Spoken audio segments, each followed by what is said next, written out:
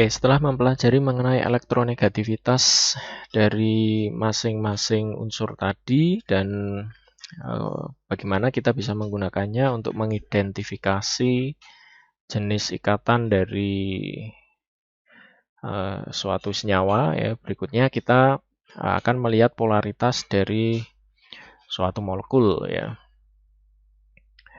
Oke, yang pertama adalah struktur molekul 3 dimensi ini dapat kita gunakan untuk mengklasifikasikan, ya, apakah ikatan yang terbentuk ini merupakan ikatan polar atau non-polar. Ya, jadi berdasarkan struktur molekul 3 dimensi, ya, berdasarkan penggambaran struktur Lewis tadi, kita bisa menentukan, ya, apakah ikatan yang terjadi ini merupakan ikatan polar atau non-polar, ya. Oke, molekul nonpolar ini dapat kita identifikasi jika semua ikatan yang terjadi adalah nonpolar, ya, atau ikatan polar yang ada saling menghilangkan. Ya, misalkan tadi pada H2, ya, kemudian Cl2 dan Cl4, ya.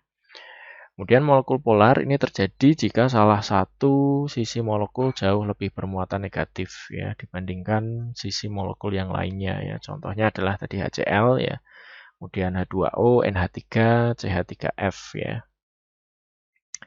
Di sini CH3F ini ikatan antara C dan F ini merupakan ikatan kovalen polar, ya. Anda bisa melihat dari perbedaan elektronegativitasnya, ya. Anda identifikasi skalanya, ya. Kemudian antara C dan H ini dia merupakan ikatan kovalen nonpolar, ya, sehingga hanya ada satu dipol dan membuat molekul tersebut tergolong molekul polar, ya. Oke, berikut adalah contoh dari molekul polar dan non-polar.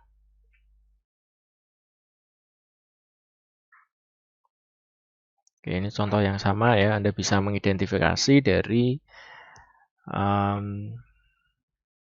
perbedaan elektronegativitasnya, ya.